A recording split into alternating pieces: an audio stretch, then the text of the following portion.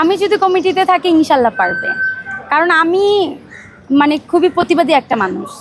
আমি যেখানে অন্যায়কে অন্যায় বলি, যেখানে ভালোকে ভালো বলি। আমার এখানে কোনো মুখের মধ্যে তালা লাগিয়ে আমি কখনো কথা বলি না। সো যেটা রাইট সেটাকে আমি রাইটই বলবো। আর আমাদের সমিতির যে ক্ষমতা আছে সেই ক্ষমতাতে যদি থাকে কারো হেল্প করার, সেটা আমরা কেন করব না?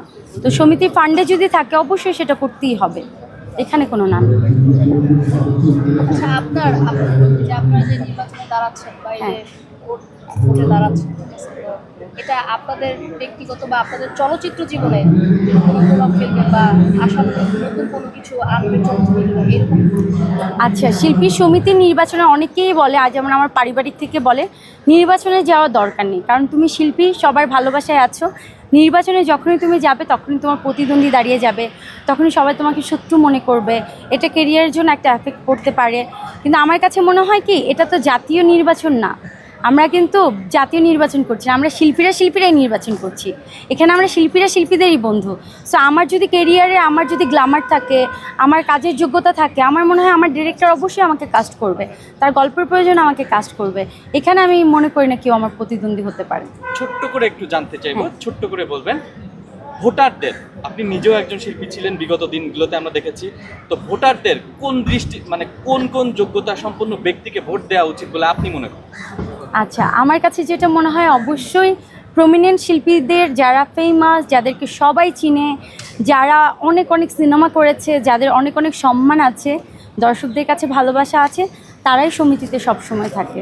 বিগত দিনে অনেক বড় সুপারস্টাররা, রাজ্জাক কান্তাল থেকে শুরু করে অনেক বড় সুপারস্টাররা এই সমিতিতে ছিল। বাংলাদেশ চলচ্চিত্র শিল্পী সমিতি রাজ্জাক আঙ্কেলের হাত দিয়ে হয়েছে।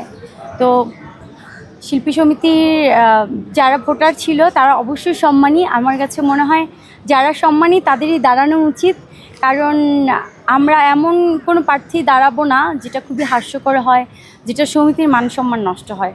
বা আমি এবারও দেখেছি অনেকেই দাঁড়িয়েছে যাদেরকে আমরা চিনিও না, তো অনেকেই নির্বাচনে দাঁড়িয়েছে। সো আমি তো একজন প্রার্থী, আমি কাউকে ছোট করে কথা বলতেও চাই না। আমি চাই আমার যারা ভোটাররা আছে তারা নিজের বিবেক দিয়ে যাকে যোগ্য মনে করবেন তাকে আপনারা ভোট দিবেন। আপু কোন সাপোর্ট করেন, আর্জেন্টিনা সাপোর্ট করেন কি ব্রাজিল সাপোর্ট করেন? এই যে দেখতেই পাচ্ছ, কালারটা দেখে চেনা যায়। আমি ব্রাজিল সাপোর্টার। আমি ব্রাজিলকে অনেক পছন্দ করি। খেলা খুব কম বুঝি, খেলাধুলা খুব কম দেখা হয়, কিন্তু এই বিশ্বকাপ ফুটবলে একটা দলকে সাপোর্ট করি, সেটা হলো ব্রাজিল। আচ্ছা, দুলাভাই কোন দল? তোমাদের দুলাভাই আর্জেন্টিনাকে সাপোর্ট করে। তাহলে দুই পক্ষের ভিতরে কি লড়াই এটা হয়? নিয়ে কি সংঘর্ষ চলে বা সংঘর্ষ হয় কিনা? হয়? এটা নিয়ে অবশ্যই সংঘর্ষ হয়। সংঘর্ষ বলতে একটু চেতায় আমাকে, একটু পচায়, জানো তো। বলা হয় 7 আপ তো মাস্ট বলে আমাকে, কিন্তু আমি একদমই চেতি না, একদমই আমি মানে আপনার এটাকে কোনো প্রতিবাদী হয় না? আমার প্রতিবাদ হয় না, কারণ আমি 7 আপ পছন্দ করি। 7 আপ কিন্তু অনেক মানে ফেমাস একটা ড্রিঙ্কস। আচ্ছা। তো বাংলাদেশের অনেক মানে ফেমাস ড্রিঙ্কস, আমার পছন্দের ড্রিঙ্কস, আমি 7 আপ খাই। 7 আপ বললেই বা আমি চেতবো কেন? আমরা কি, আমাদের লেভেল কি, এটা তো আমরা জানি। সো আমাদেরকে বললে আমরা এগুলো মাথায় নিই। তাহলে কি উদ্দেশ্য করে কি বাইয়ার কুসারা মারলেন আপনি? 7 আপ খাই আমি খাই, ইয়েস। হ্যাঁ, উদ্দেশ্য করে কি উনি কুসারা মারলেন দুলাভাই তাহলে? হ্যাঁ, ওকে তো আমি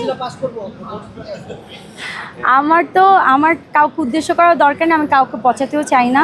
আমি আর্জেন্টিনাকেও পছন্দ করি, ব্রাজিলকেও পছন্দ করি। আর্জেন্টিনার মেসি চমৎকার খেলে, মেসিকেও আমার অনেক ভালো লাগে, কিন্তু তাই বলে আমি কখনো কাউকে ছোট করতে চাই না, কাউকে কটাক্ষ করতে চাই না। এটা একটা মজা, ফান, যে এই বিশ্বকাপ সময় আমরা সবাই মিলে মজা করি, উল্লাস করি। এটা আসলে আমরা পচানো এটা মনেই করি না। সেনশিলা, এর আগে